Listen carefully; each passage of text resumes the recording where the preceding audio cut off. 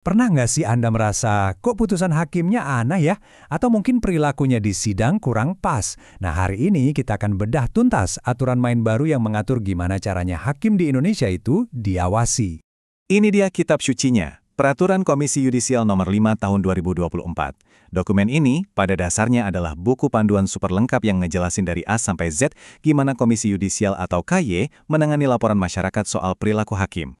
Jadi, kalau Anda pernah berada di posisi di mana Anda merasa dirugikan oleh putusan hakim atau merasa ada yang nggak beres, sebetulnya apa sih yang bisa kita lakukan? Yuk, kita lihat prosedur resminya. Kita bakal ikutin seluruh perjalanannya. Mulai dari gimana aturan main dasarnya, terus gimana cara melapor, lalu bagaimana laporan itu disaring, masuk ke proses pemeriksaan yang mendalam, sampai ke sidang penentuan, dan terakhir, apa konsekuensinya.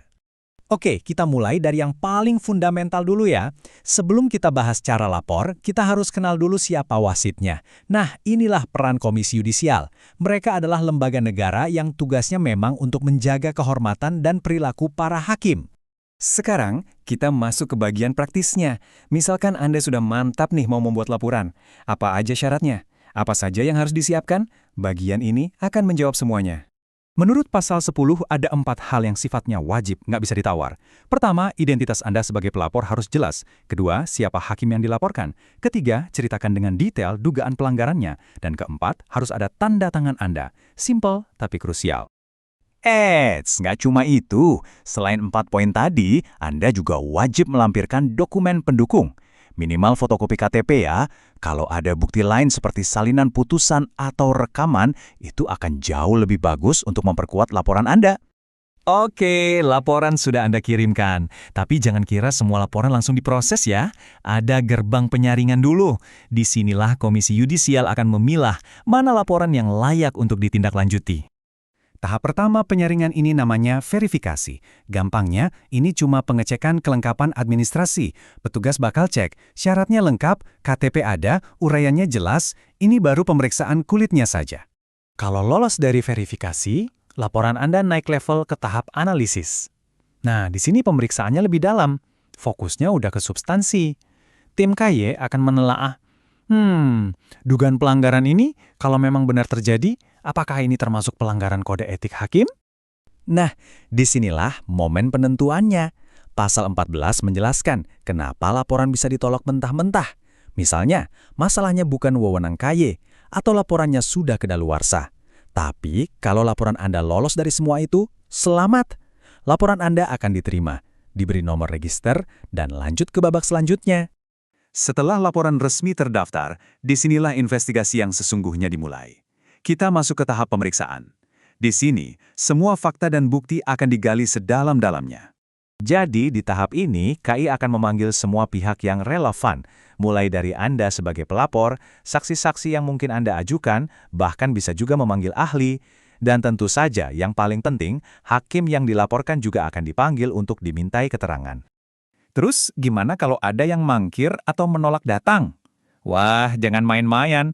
Pasal 29 mengatur prosedurnya dengan sangat tegas. Setelah 2 kali panggilan diabaikan, KY bisa loh minta bantuan aparat penegak hukum untuk melakukan pemanggilan paksa. Ini menunjukkan keseriusan prosesnya. Satu hal yang sangat-sangat penting untuk kita ingat, seluruh proses pemeriksaan ini sifatnya tertutup dan rahasia. Tujuannya adalah untuk melindungi privasi dan nama baik semua pihak yang terlibat, baik itu pelapor, saksi, maupun hakim terlapor selama investigasi masih berjalan. Setelah semua bukti terkumpul, semua pihak didengarkan keterangannya, proses ini akhirnya sampai di puncaknya. Kita masuk ke sidang pleno. Ini adalah forum pengambilan keputusan final. Anggap saja sidang pleno ini adalah ruang sidang tertinggi di Komisi Yudisial. Sidang ini harus dihadiri oleh minimal 5 orang anggota komisi. Tugas mereka adalah menimbang semua bukti dan argumen untuk sampai pada satu kesimpulan, terbukti atau tidak terbukti. Untuk menyatakan seorang hakim bersalah, itu nggak bisa sembarangan. Peraturannya mensyaratkan harus ada minimal 2 alat bukti yang sah. Buktinya bisa macam-macam, mulai dari keterangan saksi, dokumen, surat, sampai petunjuk lain yang ditemukan selama pemeriksaan. Pada akhirnya hanya ada 2 kemungkinan putusan, hitam di atas putih sesuai dengan pasal 47. Pertama, hakim dinyatakan terbukti melakukan pelanggaran, yang berarti lanjut ke proses penjatuhan sanksi. Atau kedua, tidak terbukti, yang artinya nama baik hakim tersebut harus dipulihkan. Dan sampailah kita di bagian akhir. Kalau seorang hakim terbukti bersalah, lalu apa konsekuensinya?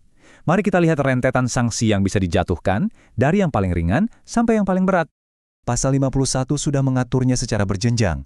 Ada sanksi ringan, seperti teguran lisan atau tertulis. Lalu ada sanksi sedang, ini sudah lebih serius, misalnya penundaan kenaikan gaji atau dimutasi.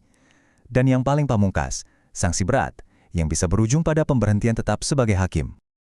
Tapi, sistem ini juga harus adil. Kalau ternyata tuduhan tidak terbukti, Komisi Yudisial wajib hukumnya menerbitkan surat resmi untuk memulihkan nama baik hakim yang bersangkutan. Jadi, reputasinya dibersihkan kembali secara formal.